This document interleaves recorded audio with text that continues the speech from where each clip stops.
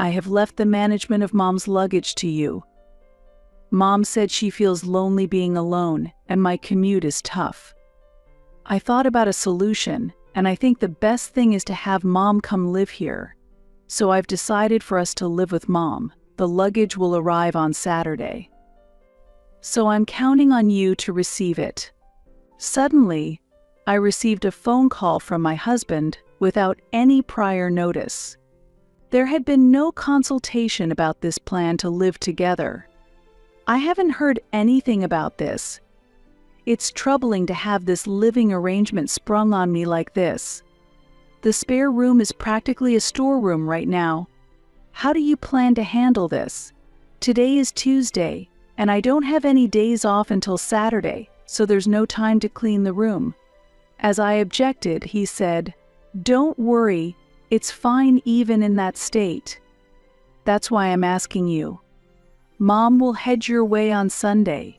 Please take care of everything." My husband was making unilateral decisions. I felt my heart growing colder. If my husband was going to make important decisions on his own, then I had the right to make my own decisions. "Okay, all right," I replied that way and ended the call. My name is Mandy. I live with Jeff, a classmate from middle school. After graduating from university, I started working in sales at an IT company.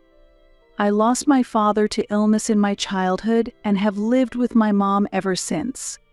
Mom works clerical jobs at a small company during the day and has a side job at home at night.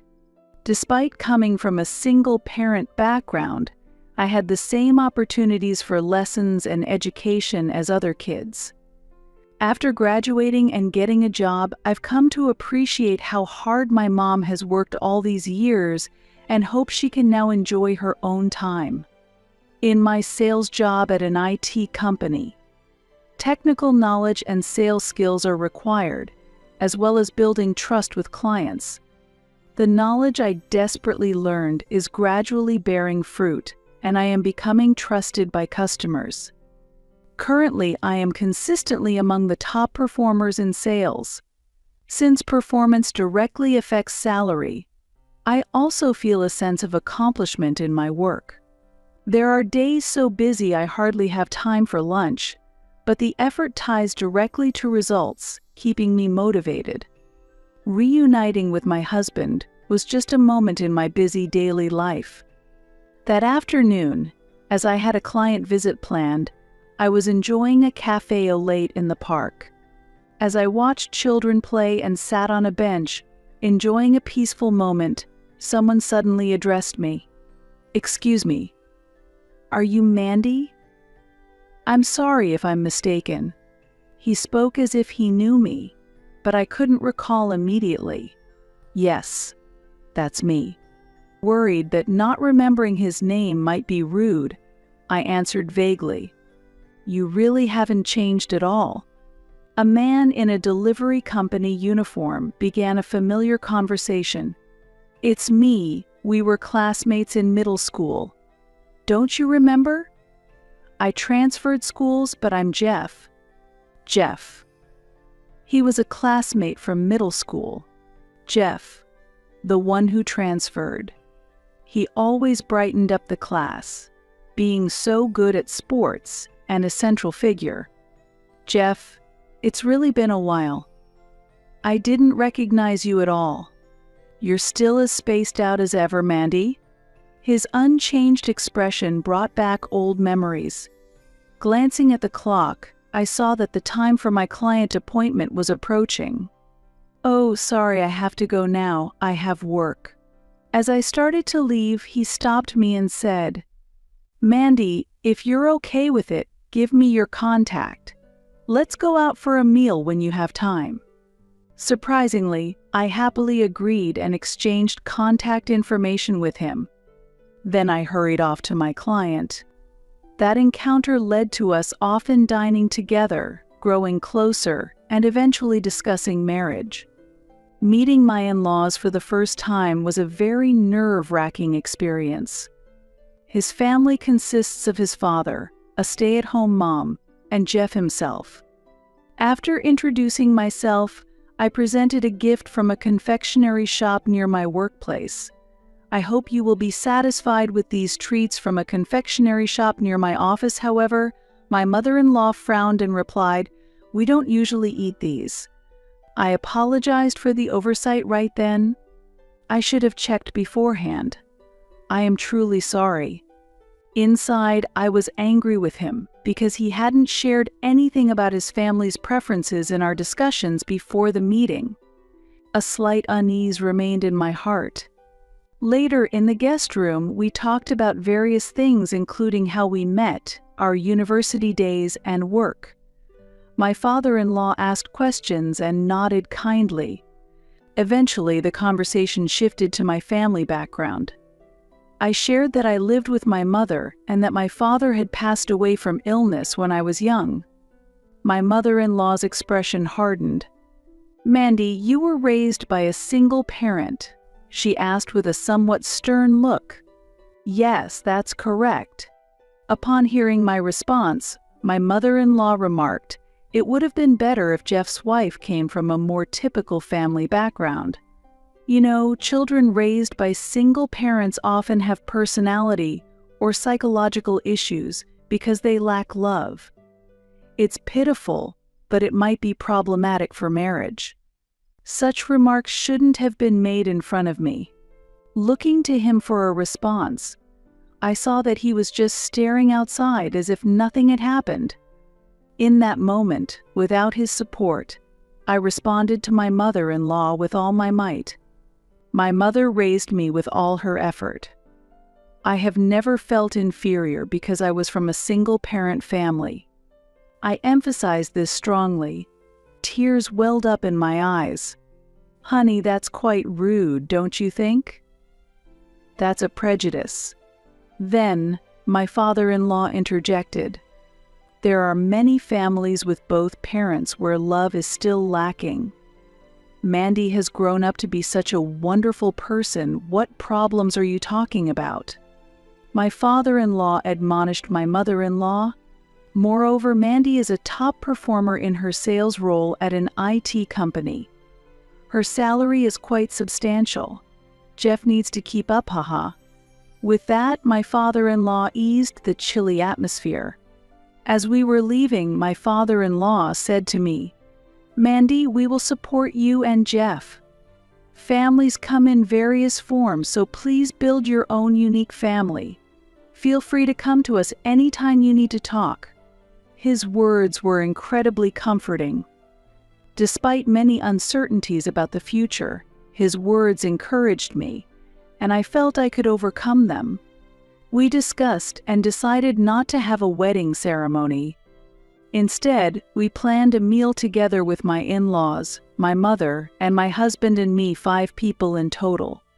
My father-in-law and my mother enjoyed a pleasant time throughout the meal. My mother-in-law, who had hardly greeted me properly, said during the meal, "To be honest, I would have preferred Jeff's spouse to come from a typical family, not a single-parent home." She added, "Children from single-parent families often cling to money due to a lack of financial ease." Right after she said this, my father-in-law changed the topic. "By the way, do you like oranges?" he asked my mother. "Yes, I love citrus fruits," my mother happily replied. "A friend of mine lives in Florida and sends us a lot each year. Next time, we'll share some with you." My mother was delighted. "That would be wonderful." "Thank you." My father-in-law's tact saved the moment. Due to the noise in the restaurant, my mother either didn't notice or pretended not to hear and made no comment. After the meal, we walked through the bustling streets on our way home. "Mom, I'm grateful for today." "You must be tired, aren't you?" "No, I enjoyed the food and had a great time," she replied. The car headlights cast a slightly sad shadow on her face. "Mandy, you are a daughter I am proud of. Thank you for growing up to be so kind. Don't be swayed by what others say, and choose your own path together with Jeff." It's possible that my mother had heard the comments made by my mother-in-law.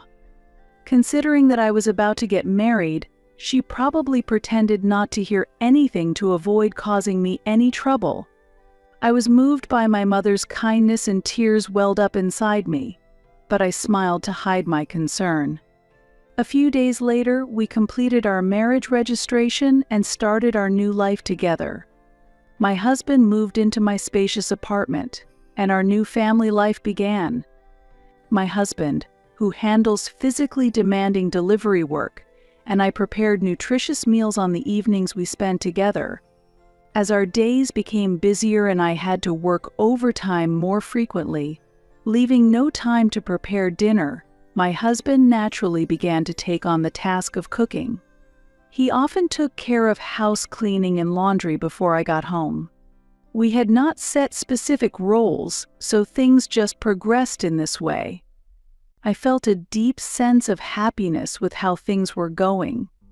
I never imagined Jeff would support our home so much. I'm truly grateful. With this, we'll be fine even if we have kids. When I mentioned this, my husband laughed and responded, "When you get into it, it's surprisingly fun. Maybe it's about time I start learning about child rearing too." His reliable attitude gave me a sense of security.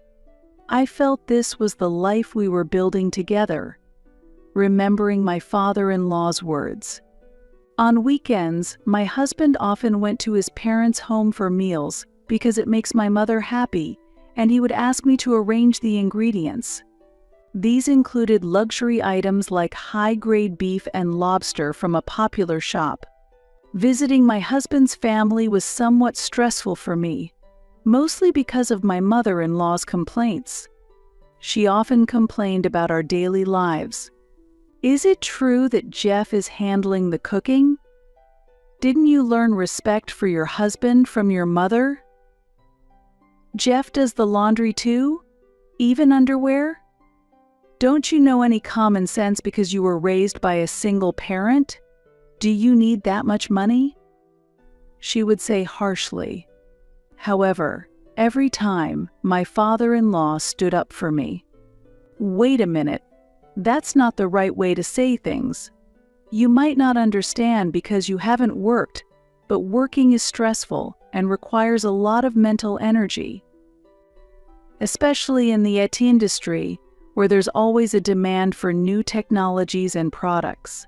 Mandy is working hard. Thanks to her, we get to eat delicious meat, right? It wouldn't work so well with just Jeff, haha." This always lightened the mood. When I got home, my heart would be at ease. But that day was unexpected. As I was preparing to go to work as usual, we received the sudden news of my father-in-law's passing. Upon hearing the news, my husband went pale and was at a loss for words. I couldn't accept the reality immediately, and my mind went blank. It pained me that I couldn't repay my father-in-law's kindness before he passed away so suddenly. Thinking that I wouldn't see his smile anymore, tears involuntarily started to flow. After the funeral, concerned about my mother-in-law living alone, my husband began visiting his family home more frequently than before. I also accompanied him at times, but the frequent criticisms that you lack discernment because you were raised by a single parent and you can't even do this simple thing because you were raised by a single parent gradually made it harder for me to visit. On the other hand, my husband started going directly from work to his parents' house more often, and he began not coming home at night. On the rare occasions he did come home, I hadn't prepared a meal because there was no prior notice. Perhaps influenced by his mother's words, I began to receive unfair criticism like, "You don't even have a meal ready when I come home." Is this because you were raised by a single parent? I finally understand what Mom meant. Eventually, my husband hardly ever came home. The drive between his workplace and his parents' home is about 2 hours. While I understand his concern for his mother, the long hours of driving after work and early morning commutes made me worry about his health. Before I knew it, I hadn't seen my husband in a month. Then one day, when I returned home after a long time, I received a call from my husband. "Mandy, how are you?" "I'm fine." "Rather, Jeff, aren't you the one who's tired?" His voice was as lively as ever, despite not having heard it in a long time. To be honest, I'm tired of the recent lifestyle. "Do you have any plans this Saturday?" "Saturday?" "No, I don't have anything planned." Suddenly, I optimistically thought about going somewhere since it had been a while. "I have left the management of Mom's luggage to you. Mom feels lonely living alone, and my commute is tough. I thought about a solution, and I think the best option is to have Mom move over. So I've decided for us to live with Mom. The luggage will arrive on Saturday, so please take care of it." He didn't consult with me about this at all. "I haven't heard anything about this. It's troubling to have this living arrangement sprung on me like this. The spare room is practically a storeroom now. What do you plan to do about it? Today is Tuesday, and I don't have any days off until Saturday, so there's no time to clean the room." As I objected, he said, "Don't worry, it's fine even in that state. That's why I'm asking. Mom will head your way on Sunday. I'm really counting on you." Jeff's "it's okay" often isn't reliable. Does he even remember when we introduced ourselves for marriage? "Mom will be tired from the move, so I need you to help with organizing the luggage. I have a training and a business trip this Friday, and I plan to do some sightseeing with colleagues. I won't be back until next Monday, so I can't return home in the meantime. Please handle it."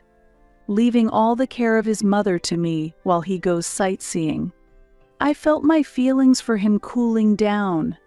If my husband can make decisions about living together on his own, I also have the right to make my own decisions. "Are you serious?" Despite my question, he hung up the call. Then, on the day the mother-in-law's luggage was to arrive, the doorbell rang and the delivery man asked, "Is this the right place for the luggage delivery? How much is there?" As the delivery man checked the manifest, he answered, "It seems to be a variety of sizes, but there are a total of 100 items." 100 items. That seems a bit much, but whatever. "It's fine. Just leave it anywhere." I had 2 delivery workers handle the 100 boxes, and then I left the apartment. While I was out walking, I received a call from my husband. "Mandy, has Mom's luggage arrived?" "Yes, there are 100 pieces. They're already in the room." The situation was extremely frustrating. It's always about his mother. He's a true mommy's boy. 100 pieces? That's too much luggage. Please handle the unpacking. Make sure everything is relaxing for when Mom arrives. Why should I have to do it? Actually, Jeff, I've moved out. What? It seemed he didn't understand. So, I can't do the unpacking. What? What about Mom? An elderly person can't unpack alone. Is that kind of selfishness allowed just because you were raised by a single parent? There it was again, the single parent comment. I couldn't stand his condescending attitude. Jeff, you were the one who unilaterally decided about your mom moving. That's why I moved on my own too. I no longer wanted to be with this family.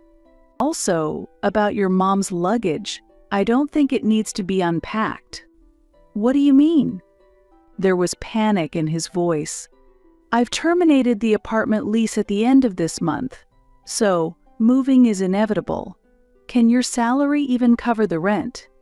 Let's calm down and talk. What exactly is going on? My actions after making the decision were surprisingly quick. I ended the call with my husband on Tuesday, immediately called my mother to explain the situation, and the next day, I contacted several moving companies online for quotes and took short-term leave from work. The company with the best terms responded quickly, provided the necessary boxes, and I signed up for their service right away. The moving day was set for the following Thursday afternoon during the off-season. I started packing immediately, discarding unnecessary items from the room I had lived in for years. I packed all night and, after a short rest, resumed work at dawn. I managed to finish everything by the morning of the moving day. The rest of the work was left to the movers. The next day, I contacted the real estate office to complete the apartment vacating process. When I explained these past few days' actions to my husband, he was so shocked that he couldn't say anything. I seized the opportunity to continue speaking. Actually, I'm on my way back to my parents' house. The only things left in the apartment are your personal belongings you brought at the time of our marriage and the 100 boxes. The newly arrived boxes haven't even been opened yet. So they can be returned as they are. I can no longer tolerate your excessive dependency on your mother. If you think a woman raised by a single parent is unsuitable as a wife, let's divorce as you wish. Please contact me through a lawyer for future matters. I'm about to board the train. So goodbye. My husband was shouting something on the other end of the phone, but I didn't care and ended the call. When I safely arrived at my parents' house, my mother welcomed me warmly. The next day, while enjoying a late breakfast with my mother, the doorbell rang. With a sense of dread, I answered it, and my husband pleaded, "Mandy, it was us who were wrong. Please hear us out." My husband continued knocking on the door forcefully. Not wanting to cause a disturbance in the neighborhood, I reluctantly opened the door, and there stood my husband and mother-in-law, who immediately began to apologize profusely. "Mandy, we apologize for our actions. We didn't intend to make you suggest divorce. We humbly ask you to please reconsider." Both my husband and mother-in-law apologized as sincerely as they could. "Mandy, if you leave, it's the end for us. Please reconsider." Even with their pleas, I looked down on them coldly and declared, "It's too late. No matter how much you apologize, the hurt I felt won't heal. I've suffered from being labeled as someone raised by a single parent. You're just worried about losing my income because your own is too low, aren't you? I want nothing more to do with you two. Now, leave." They were frozen by my resolute words. "If you continue to stay here, I'll have to call the police." They left in haste, fearing the police. Our divorce was finalized swiftly after that.